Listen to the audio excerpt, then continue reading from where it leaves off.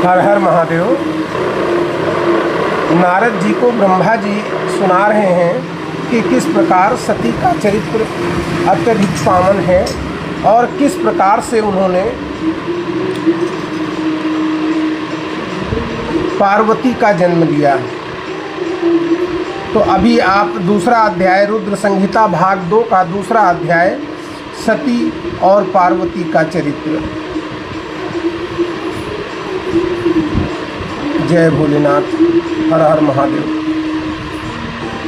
सती चरित्र आपने कल सुना था, आज आप सुनेंगे इसके आगे का प्रसंग, भगवान शिव और पार्वती का प्रसंग। जय भोलेनाथ, हर हर महादेव। नारद जी बोलते हैं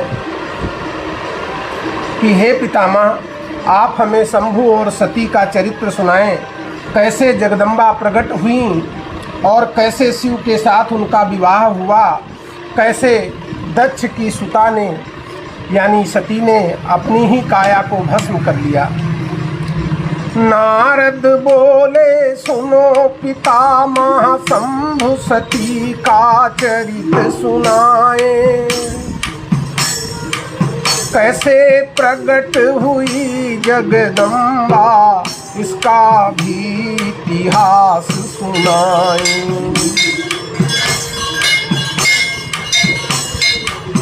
कैसे शिव का मन विवाह के लिए कहो तैयार हुआ, कैसे दक्ष सुता ने अपनी काया को ही त्याग दिया। कैसे बनी हिमालय पुत्री पार्वती का रूप लिया, कैसे किया तपस्या अद्भुत शिव जी का मन जीत लिया। वो सारी घटनाएं हमें सुनाइए जिस प्रकार से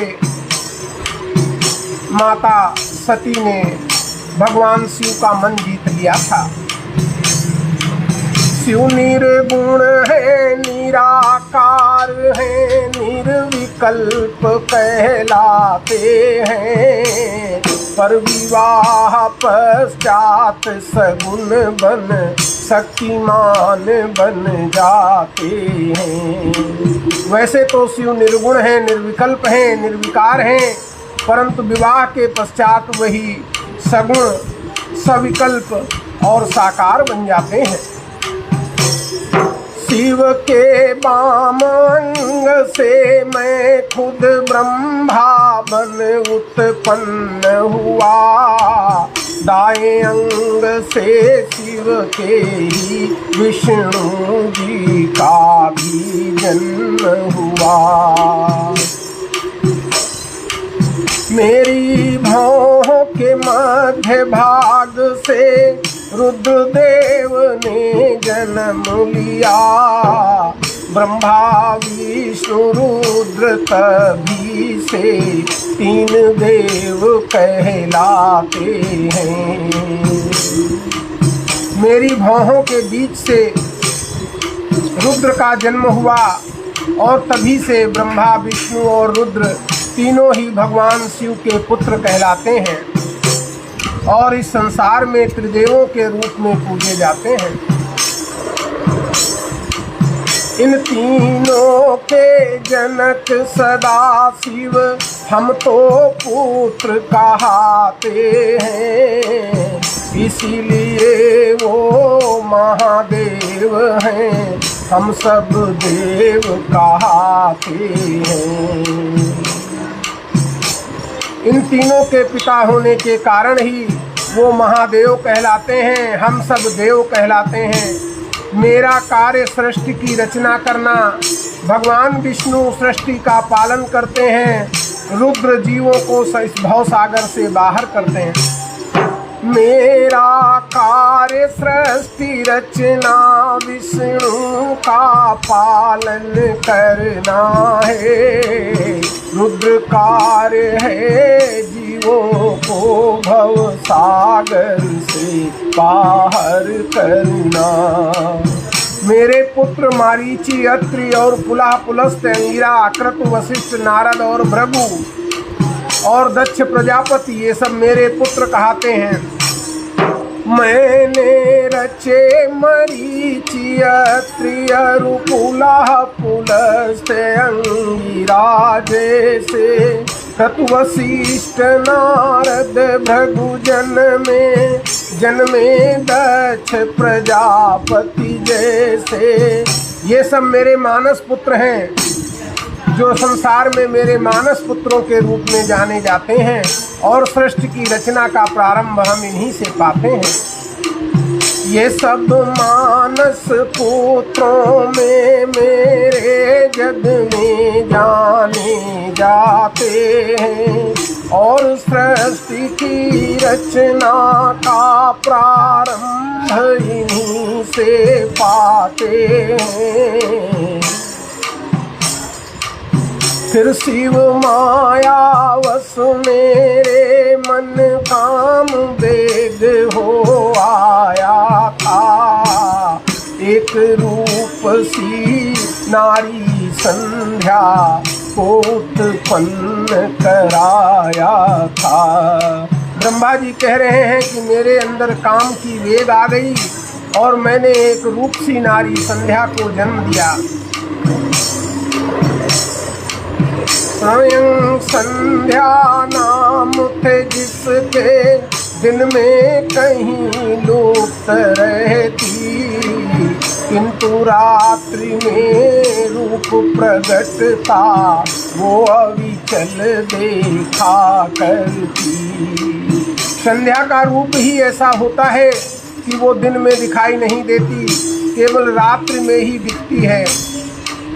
संध्या अपने मन में निरंतर मंत्र जाप करती रहती थी और इतना रूप माधुरी थी कि ऋषि मुनि भी उससे मोहित हो जाते थे। संध्या नित्य निरंतर मन में मंत्र जाप करती रहती, रूप माधुरी से वो अपने ऋषि मुनि को मोहित करती। उस स्त्री की रचना के पश्चात ही कामदेव का जन्म हुआ, और कामदेव इतना सुंदर था कि मैंने उसको एक कार्य दे दिया। उस स्त्री की रचना के पश्चात काम ने जन्म लिया। इतना सुंदर कामदेव था, मैंने उसको कार्य दिया। और क्या बोले, तुम मन से उत्पन्न हुए हो, मेरे मन मत कहलाओगे।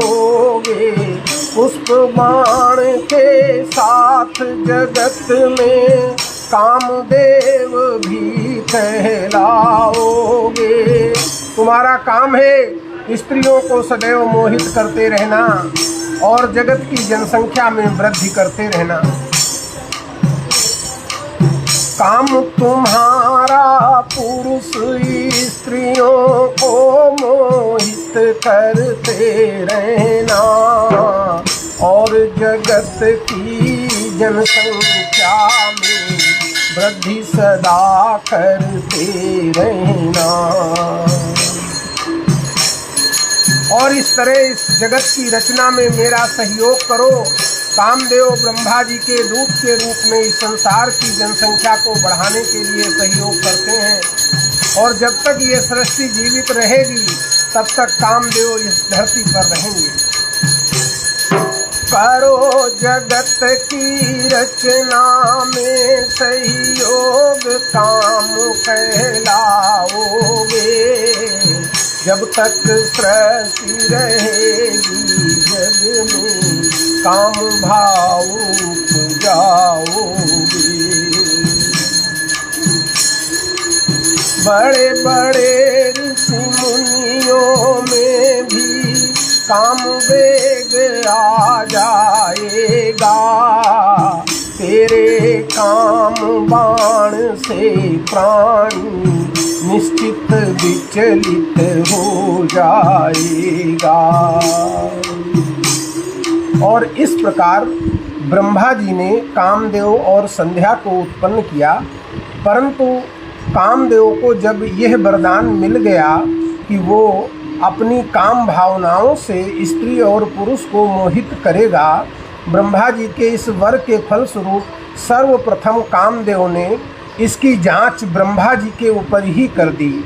और अंततोगत्वा कल के अध्याय में आप सुनेंगे कि किस प्रकार कामदेव ने वरदान पाकर के उस वरदान की जांच करने के लिए ब्रह्मा के ऊपर ही अपनी काम भावना प्रकट कर दी, और ब्रह्मा जी क्रोधित होकर किस तरह से कामदेव को श्राप देते हैं।